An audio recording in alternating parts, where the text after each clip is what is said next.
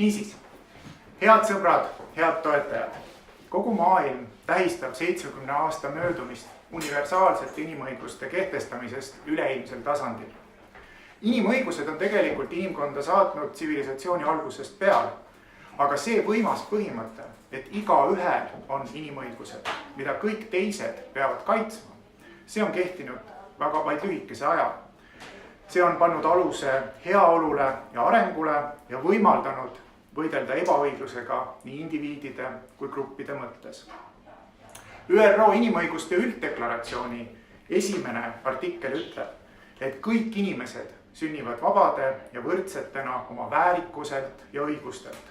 Neil on mõistus ja südametunnistus ning nende suhtumist üksteisesse peaks kandma vendluse vaim. Ülemaailmsel tasandil jõuti niisiis inimõiguste kaitseni hiljem, kui seda tegelikult jõuti Eestis.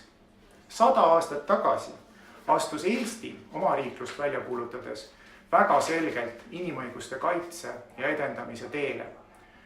See teekond küll katkes alguses riigipöördega 1934. aastal ja hiljem okupatsioonide tõttu. Aga siiski on oluline ka tänasel päeval, kui me tähistame Eesti Vabariigi 100. aastapäeva, meeles pidada, et Eesti riik on algusest peale rajatud inimõiguste austamisele. Tsiteerin manifesti kõigile Eestimaa rahvastele ja osa sellest siis, tsitaadi algus. Kuni Eesti asutav kogu, kes üleüldise, otsekohese ja salajase ja proportsionaalse hääletamise põhjal kokku astub, maa valitsemise korra lõpulikult kindlaks määrab, jääb kõik valitsemise ja seaduse andmise võim Eesti maapäeva ja selle poolt loodud Eesti ajutise valitsuse kätte, kes oma tegevuses järgmiste juhtmõtete järele peab käima. Esimene, kõik Eesti Vabariigi kodanikud usu, rahvuse ja poliitilise ilmavaate peale vaatamata leiavad ühtlast kaitset vabariigi seaduste ja kohtute ees. Teiseks, vabariigi piirides elavatele rahvuslistele vähemustele, venelastele, sakslastele, rootslastele, juutidele ja teistele kindlustatakse nende rahvuskultuurilised autonoomia õigused. Kolmandaks, kõik kodanikuvabadused, sõna, trüki, usu, koosolekute, ühisuste, liitude ja streikide vabadused, niisama isiku ja kodukolde puutumatus peavad kogu Eesti riigi piirides vääramata maksma seaduste alusel, mida valitsus viivitamata peab välja töötama. Ja neljandaks, ajutisele valitsusele tehtakse ülesandeks viibimata kohtuasutusi sisse seada kodanikkude julgeoleku kaitseks. Kõik poliitilised vangid tulevad otsekohe vabastada. Muidugi olid 100 aastat tagasi teised ajad, palju ebaselgemad ja igas mõttes nirumad kui täna. Aga iseseisvust välja kuulutades oli Eesti riigi rajajatel väga selge visioon Eestist kui demokraatlikust õigusriigist, kus inimõigusi austatakse. Sama visioon võiks juhtida meid ka täna, aga kas juhib? Inimõigused, demokraatia ja õigusriiklus on mitmel pool maailmas taandumas ja rahva toel on võimule tulnud poliitikud, kelle jaoks pole liberaalne demokraatia iseenesest mõistetav. See ei ole ainult Euroopa teema, kui mõelda Dutertele Filipiinidel, Trumpile Ameerika Ühendriikides, Bolsonarole Brasiilias, Putinile Venemaal, Erdoganile Türgis, Orbanile Ungaris, Kaczynskile Poolas ja nii edasi ja nii edasi. Euroopas polegi see uus nähtus. Berlusconisid on Euroopa ja mujal poliitikas ikka nähtud. Aga tänane populistlikest paremradikaalidest poliitikute ülemaailmne laine on üpris enneolematu. Peatun veidi sellel, miks see nii on. Yasha Monk kirjutab oma hiljutises raamatus The People vs. Democracy, et seda sajandit iseloomustab liberaalse demokraatia kriis, kus see lahustub tasapisi illiberaalseks demokraatiaks ja demokraatiata liberaalsuseks. See hävitab liberaalse demokraatia, aga ka nii liberaalsuse kui demokraatia eraldiseisvalt. Ka Eestis on kuidagi nii juhtunud, et poliitikute ees seisab üha tihedamini põhimõtteline valik, liberaalsuse ja demokraatia vahel. Ja ma mõtlen siin liberaalsuse all just liberaalseid institutsioone, õigusriiklust, inimõigusi ja demokraatiat kui lihtsalt rahva tahte üpris puhast väljendust, et nii nagu rahvas tahab, nii toimub ka parlamendis või nii tehakse, nii teevad võimukandjad. Samasugune olukord tekkis kooseluseaduse puhul ja sama olukorda me nägime hiljuti ränderaamistiku arutelul.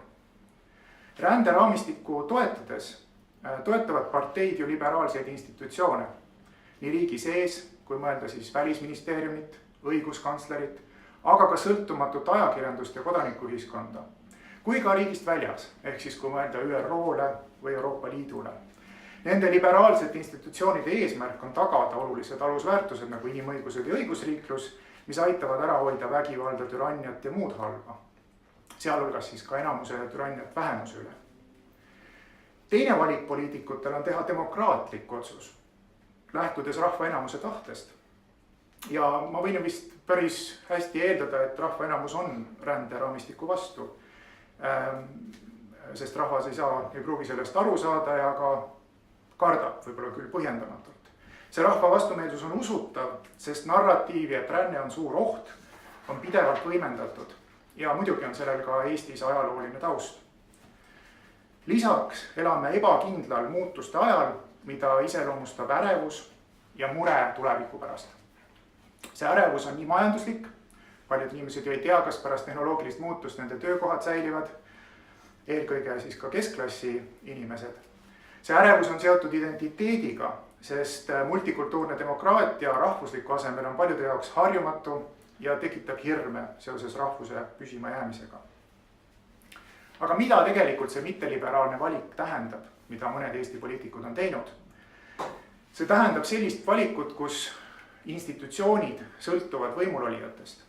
Illiberaalne demokraatia on lihtsalt selline asi, mis ei saa kesta väga kaua, sest varem või hiljem ei taha need, kes rahva enamuse tahte najal on võimule tulnud, enam sama, mida rahva enamus.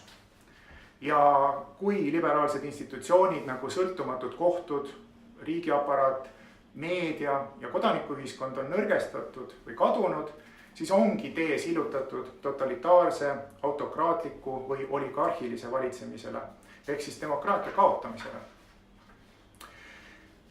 Seetõttu ongi täna igaühe ülesanne seista selle eest, et liberaalne demokraatia säilib.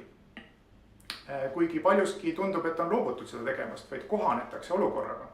Usutavaid tulevikuvisioone, mis võtavad arvesse ja leevendavad rahva ärevust erinevates teemades ei ole. Pigem võimendatakse ärevustunnet ja ebakindlust. Püstitades küsimuse, kuidas me kestame, süvendame seda ärevust, mitte ei leevenda seda ja mõtleme võib-olla oma hirmudega ennast nurka.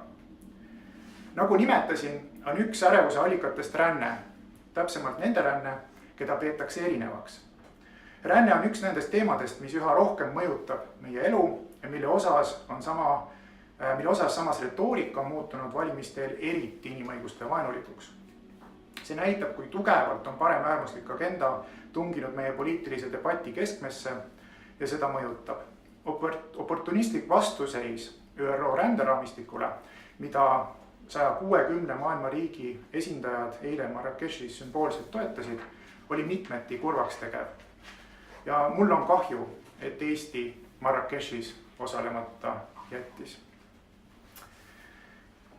Esiteks keskendus diskussioon ränderaamistiku üle sellele, kas ränderaamistik on siduv või mitte.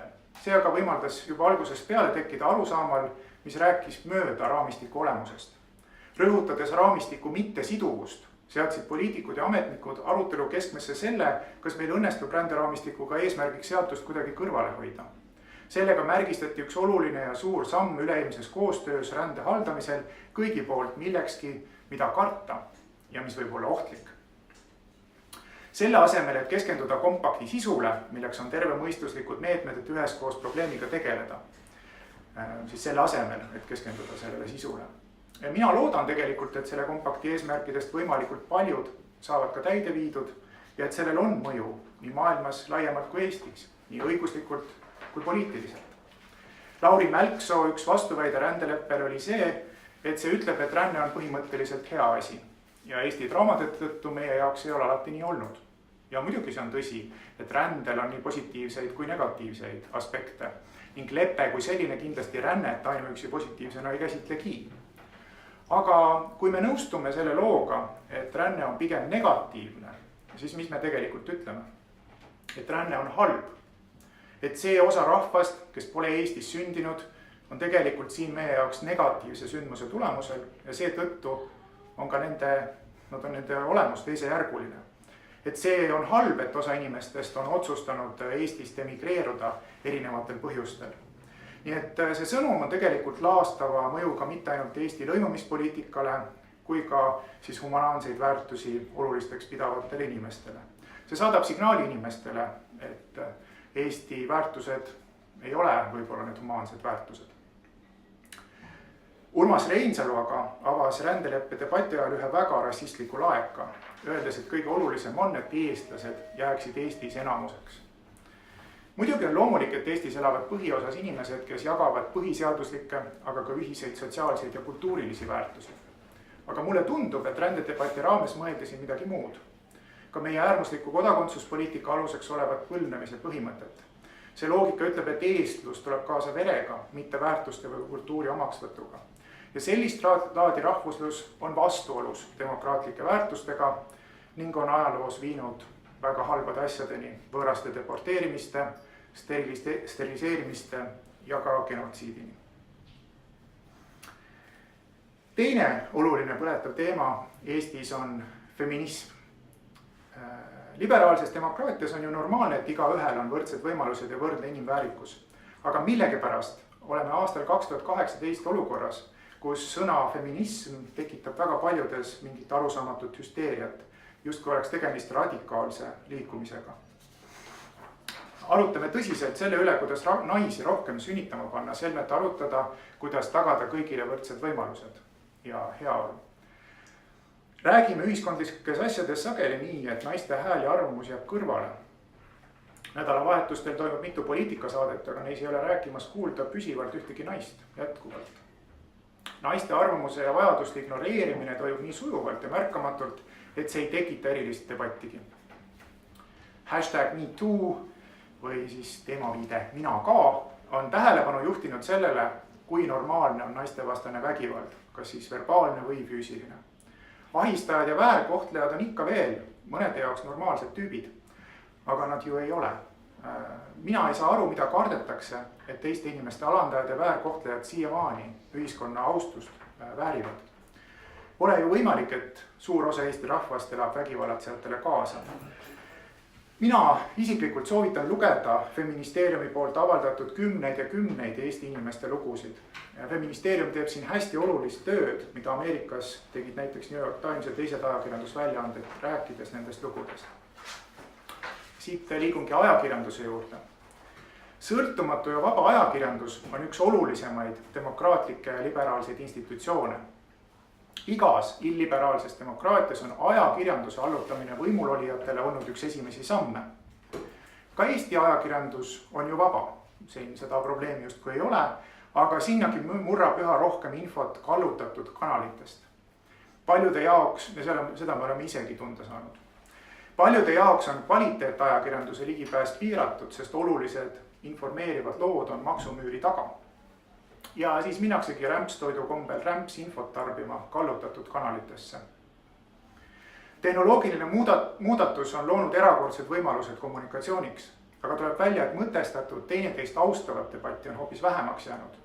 Pluralistliku debati asemel eralduvad inimesed üha tugevamalt oma gruppidesse ja elame juba pikemat aega hoopis paljudes paralleelmaailmades, mille seosed reaalsusega meie ümber on väikesed. Tehnoloogia areng ei mõjuta ainult sõnavabadust, vaid loob ka erakordsed võimalused jälitamiseks. Jälitustehnoloogiad on üha odavamad ja tavalisemad. Nii saab riik jälitada kõiki oma kodanikke, tööandja saab jälgida kõiki oma töötajaid igal nende sammul, internetifirmad saavad jälgida kõiki interneti kasutajaid. Selle mõju on erakordselt suur, sest erinevaid andmeid kombineerides on võimalik luua erakordselt täpseid profiile laiade rahvamasside kohta, et neid siis ära kasutada sageli inimõigusi riivates. Üks selline valdkond on sideandmed, ehk siis andmed, mida sideteenuste osutajad on kohustatud meie kõigi kohta koguma ja säilitama 1 aasta jooksul. Riigiasutused ja teatud juhtudel ka teised võivad saada ligi meie asukohtadele aasta lõikes, sellele, kellega suhtleme ja muule infole, mis võimaldavad teha väga täpseid järeldusi meie igapäevase käitumise ja harjumuste kohta. Neid andmeid kogutakse väidetavalt julgeoleku ja turvalisuse kaalutlustel, aga tegelikult teeb see meid kõiki vähem turvaliseks. On täiesti vale vastandada turvalisust ja inimõigusi. Kõige turvalisemad on need ühiskonnad, kus inimõigused on hästi kaitstud ja inimõigused saavad ametivõime, politseid usaldada.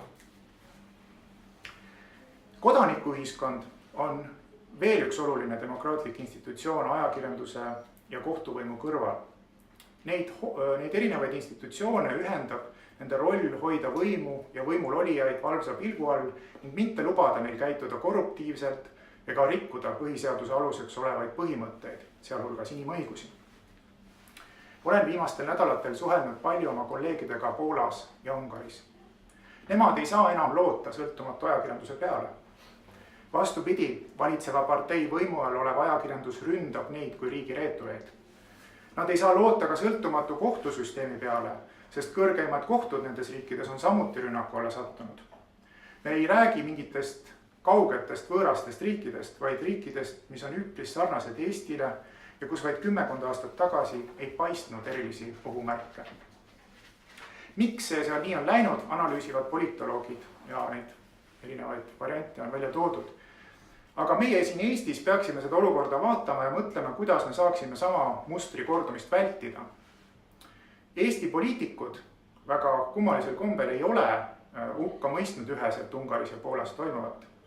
Kesk-Euroopa ülikooli sulgemine ja lahkuma sundimine Budapestist, mis on ju ka panustanud väga palju Eesti teadlaskonna arengusse, ei puuduta justkui meid üldse. Me ignoreerime neid inimõiguste rikkumisi ja selle asemel avame Ungaris pidulikult saatkonna. Ja seda teeb meie riik. Vabaühenduste roll inimõiguste, demokraatia ja õigusriikluse kaitsel võiks Eestis muidugi palju suurem olla. Inimõiguste valdkonda on vaja palju rohkem ressursse, sest palju teemasid on katmata. Riik samas väga sageli panustab hoopis tegemise teesklemisse, ka inimõiguste vallas, ja jagab miljonites eurodes katuserahasid. Kutsun siin üles kõiki allkirjastama petitsiooni katuserahade vastu. Inimõiguste, demokraatia ja õigusriikluse kaitse peaks ju olema Eesti riigi üks kõige olulisemaid prioriteete, mille puhul ei peaks me lootma Norra riigi või Euroopa Liidu rahastusele, teiste riikide rahastusele. Meie ühised väärtused väärivad seda tähelepanu ja tuge. Muidugi saab anda igaüks oma panuse, näiteks Inimõiguste Keskusega püsiannetajana liitudes või meile annetades. Meie oleme hea meelega see vahend, mida inimesed saavad kasutada, et inimõiguste kaitseks midagi ära teha. Aga muidugi ei jõua meie kõike, see pole piisav. Ja riigi suurem tähelepanu teemal on oluline. Mõned head sammud on näiteks see, et õiguskantsler on määratlenud ennast riikliku inimõiguste kaitseasutusena ja saanud selleks ka riigilt lisaressurssi.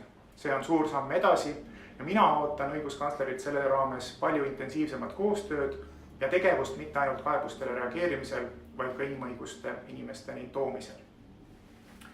Aga mis on Eesti Inimõiguste Keskuse roll inimõiguste kaitsel? Me oleme ju riigist sõltumatu vabaühendus, mis ühest küljest annab meile palju parema tegutsemisvabaduse ja võimaldab inimõiguste eest seista viisidel, mida riigiasutused teha ei saa.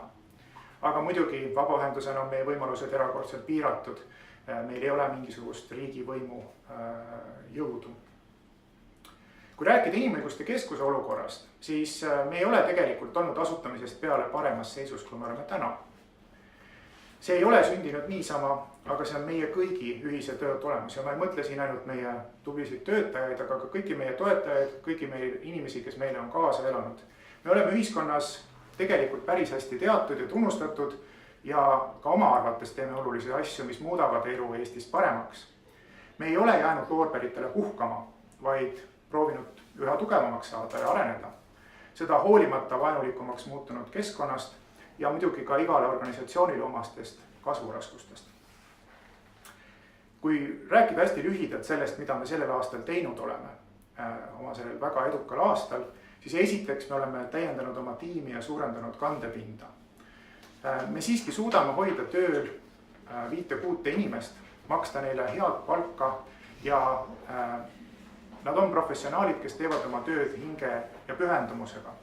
Hea palk, ma ütlen siis vabakonna mõttes hea palk.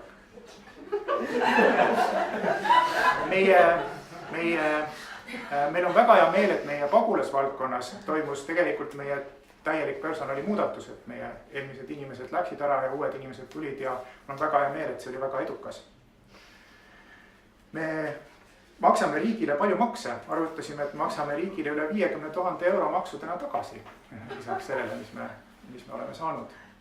Mul on väga hea meel, et me oleme alustanud sellel suvel inimõiguste saadikute pilootprogrammiga, mis on saanud tagasisidet partneritel, head tagasisidet partneritelt ja loonud eeldused suuremaks kogukondade kaasamiseks. Ka selle inimõiguste päeva tähistamiseks korraldame üritusi, on 3 üritust, mida korraldavad meie inimõiguste saadikud üle Eesti, 2 on juba toimunud, 1 on toimumas. Et see on meie üks suur eesmärk, et minna rohkem rahvale lähedale ja ma loodan, et inimõiguste saadikuid tuleb palju juurde tulevikus. Lisaks tegime väga eduka inimõiguste aruande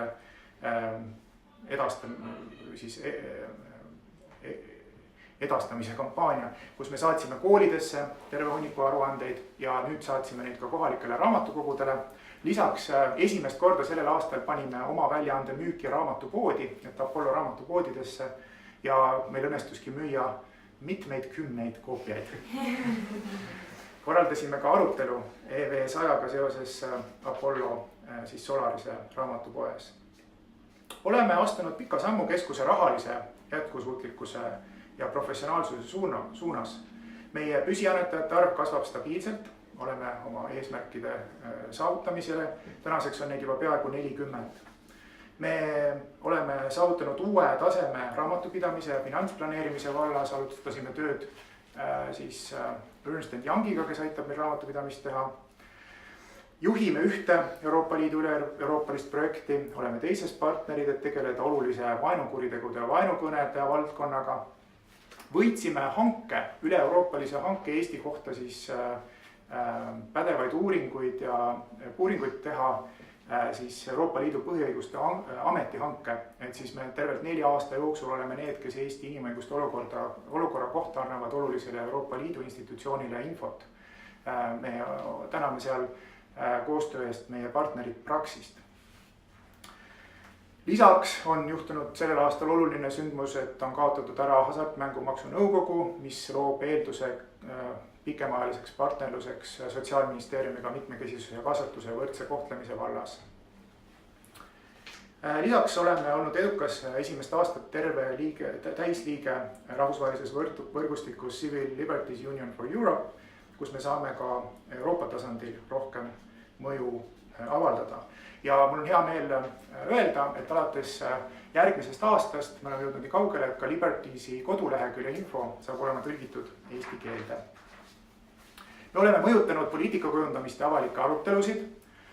Näiteks viimased mõned näited on selles, et kui siin oli Siseministeerium küsis arvamust massilise sisserände kohta, siis meie ettepanekud leidsid toetust väga suurel määral. Tänu meie survele ja võib-olla mõnede teiste advokaatide survele ka, algatas Justiitsministeerium sideandmete säilitamise ja kasutamise teemal väljatöötamiskavatsuse ja oleme andnud sellele ka oma arvamuse. Meie need pikalt tõstatatud teemad riiklikust inimõiguste kaitseasutusest ja ka puuetega inimeste õiguste kaitse konventsiooni järelevalvemehhanismist on leidnud lahenduse. Viimane läks siis õiguskantsleri alla, mitte volinikule, nagu meie ette panime. Ehk siis meie panime ette, et õiguskantslerile võiks see pigem minna. Ja kevadel algatasime suure arutelu vanuselise diskrimineerimise teemadel tööelus. Oleme olnud väga edukad siis ka kohtus käimises. Näiteks oleme ka jõudnud Euroopa Inimõiguste Kohtu tasandile, kus tegime esialgse õiguskaitse taotluse ja saime sellele ka positiivse vastuse. Ja oleme siis jätkamas oma koostööd ÜRO pagulasametiga. Oleme laiendanud oma kaasuseid LGBT ehk siis samasooliste partnerite või kooselupartnerite teemalt puuetega inimestele. Ja siin ma tahaksin tänada kõiki neid advokaate, kes on teinud palju tunde tasuta tööd Need on siis Liisa Linna Hedmanist, kes on ka siin olemas, Aadus. Meris Velling Ellex Raidlast. Kalle Kaspar Sepper ja Tõnis Loorit Sirelia partneritest. Kas Kalle Kaspar on olemas? Tõnis ei ole. Et tõesti, see on meie jaoks hästi oluline, et me saame nende advokaatide abile loota. Siis oleme suure sammu teinud mitmekesisuse ja kaasatuse valdkonnas, kus andsime välja märgise, kvaliteedimärgise Austame erinevusi, kus tervelt 17 ettevõtete organisatsiooni selle said. Mitmekesisuse päeval rõhusime toidule, mis ka kõiki ootab, et saime kaasatud mitu restorani, ma ise käisin, ma mäletan Dokumaros söömas, erinevus rikastab nimelist sushi komplekti. Ja mitmekesisuse kokkulepe sai sellel aastal oma 100. allkirja. Liitusid muuhulgas sellised suured ja tunnustatud ettevõtted nagu Telia ja Pipedrive. Saime kokku Islandi presidendiga, mis on ka oluline samm, ja teeme koostööd mitmete Eestis asuvate saatkondadega. Oleme teinud ka päris palju koolitusi, kuigi me ei ole koolitusorganisatsioon. Näiteks kevadel oli päris palju koolitusi isikundade kaitsest ja muidugi oleme alati koolitanud võrdsest kohtlemisest. Samuti teeme Euroopas koostööd, osaleme Euroopa Komisjoniga koostöös online vaenukõne monitooringus ja ka rahvusvahelistel erinevatel foorumitel. Lisaks oleme Balti koostööprojektina välja andnud inimõiguste giidi, mida igaüks siis võib vaadata inimõigustegiid.ee, inimõigustegiid.ee siis, mis annab väga lihtsas keeles inimõiguste kohta infot. Ma arvan, et see on see, et oma pasuna puhumine, aga et minu meelest tõesti, et igaüks nendest asjadest või nendest mitmetest teemadest võiks olla mõne teise organisatsiooni jaoks nende suurim saavutus ja tähetund, aga meie jaoks on üks aasta lihtsalt. Et seda on tõesti rohkem, kui keegi oleks võinud arvata ja ma tegelikult ju kõiki asju ei nimetanudki, mis me teinud oleme. Aga minu meelest on oluline, et me tähistame ka oma edu ja peame meeles, sest et ega me ei tunne ennast alati väga rõõmsa ja edukana, vaid meil tundub, et meie tegevus on väga raske ja väga keeruline. Muidugi me ei ole kõike saavutanud, mis me soovisime huvikaitse eesmärkide mõttes. Kooseluseaduse rakendusakte ei ole veel vastu võetud, võrdse kohtlemise seaduse muutmine on jäänud toppama valimiste tõttu, aga oleme ka siin teinud nii palju, kui meie ressursid on lubanud. Muidugi on väljakutse annetuste kogumine ja ka kommunikatsioon. Oleme saanud küll abi valdkonna professionaalidelt, aga loodame, et järgmisel aastal viime selles osas arenguhüppe lõpule. Järgmise aasta lõpus tähistame keskuse 10. sünnipäeva. Ja ma arvan, et oleme siis ka paremas seisus kui kunagi varem ja eelkõige tänu sellele, et see on kõigi meie ühine pingutus. Variante, millega edasi tegeleda, on palju. Ma näen, et me rohkem pühendame tegevus tulevikus aega näiteks vaenukuritegudele. Minu isiklik huvi on muidugi privaatsus isikundade kaitse valdkonnas, kuhu me loodame, et me saame rohkem teha. Aga väga oluline on ka suhelda rohkem noortega ja panustada inimõiguste haridusse. Nii nagu teised, peame ka meie rohkem tähelepanu pöörama sellele, et meie tegevus läheks korda igaühele, et meie tegevusest saadakse aru. Ja ma arvan, et siin ma tahan uuesti üle rõhutada seda inimõiguste saadikute programmi, mis annab meile võimalusi rohkem rahvaga suhelda. Nagu ütles Eleanor Roosevelt inimõiguste ülddeklaratsiooni loomisel, et inimõigustel on mõte ainult ja eelkõige siis, kui nad on kõigi jaoks olemas nende kodus, nende koolis, nende väikestes kohtades, mida ei ole maakaardil nähagi. Aga seda peaksid tegema samast põhimõttest lähtuma ka teised, et ka need, kes täna töötavad teistes liberaalsetes institutsioonides, teistes kodanikuühendustes, erakondades, riigis, et nad ei peaks mitte murendama liberaalseid institutsioone, vaid üritama paremini põhjendama ja selgitama oma otsuseid ja kaasata inimesi rohkem, ka erinevaid inimesi otsustesse. Ja hästi oluline on, et inimõiguste ja demokraatia kaitseks astuvad välja kõik, kes neist hoolivad, mitte ainult osad poliitikud. Ja nüüd ma olengi jõudnud oma viimase lõiguni. Lähenemas on valimised ja tulemas on siis nii Riigikogu valimised kui Euroopa Parlamendi omad. Me oleme Inimõiguste Keskusega ikka enne valimisi vaadanud valimisprogramme ja noppinud sealt asju, mis on meie meelest head ja halvad. Aga kuna praegu neid veel ei ole, neid valimisprogramme näha, siis seda ei ole veel teha saanud. Saatsime erakondadele juba kevadel mitu lehekülge soovitusi, millest igaüks aitaks meie arvates inimõiguste olukorda paremaks muuta, aga väga suurt järjekorda ukse taga neid soovitusi kuulda võtta ei ole näinud. Hoolimata kõigest sellest on valimised liberaalses demokraatias hästi olulised asjad. Muidugi, demokraatlik kaasamine peaks toimuma ka teistel aegadel kui valimised. Aga valimised on see koht, kus on igaühel täpselt üks hääl. Need on hästi egalitaarsed. Seal tegelikult ei maksa nii palju see raha, kui võidakse arvata. Me oleme kõik mures, võib-olla mõni rohkem, mõni vähem populismi pärast. Populismi vastu on ju tegelikult hea ravim, sest populistid ei esinda tegelikult rahva enamuse arvamust. Nad on häälekas vähemus. Populism tähendab tegelikult definitsioonina lihtsalt seda, et need inimesed arvavad, et ühiskonnas ongi ainult kaks homogeenset gruppi, on selline puhas, õilis rahvas ja korrumpeerunud halb eliit. Ja seda ideed tuleb lõhkuda, sest seda keerulisem on populistidel toetust koguda, kui seda lihtsalt ideed kui see ei kandu edasi. Seega soovitan kindlasti minna valima, aga ka hiljem laiemalt või ka varem laiemalt poliitikasse panustada. Inimõigustest, demokraatiast ja õigusriiklusest hooliva inimestena on meil kõigil ühine vastutus Eesti tuleviku pärast. Mõne jaoks see võibki tähendada parteiga liitumist, mõne jaoks kandideerimist. Kui te juba kuulute mõnda erakonda, siis olge ka selle erakonda sees julged seismaks inimõiguste kui väärtuste eest, sest erakonnad on lõpuks ka organisatsioonid, kus siis nendes olevad inimesed otsustavad ja teevad valikuid. Nad teevad valikuid selle järgi, mida nende erakonna liikmed soovivad ja mida valijad soovivad. Meie oleme valmis appi tulema, kui te seda abi vajate. Need ei ole muidugi ainukesed viisid, kuidas valimistel kaasa lüüa. Tehke selgitustööd oma sõprade, tuttavate ja perekonna seas. Selgitage neile, miks on halb mõte minna kaasa lihtsustatud populistlike sõnumitega, mis vastandavad ja vaenavad. Näidake, et rahva seas on ka erinevaid arvamusi, ka vastuolulistel teemadel. Selgitage neile, miks on oluliselt sõltumatu ajakirjandus, kohtud ja kodanikuühiskond. Näidake oma arvamusi välja, kirjutage ajalehtedes, avaldage oma arvamust sotsiaalmeedias ja nii edasi.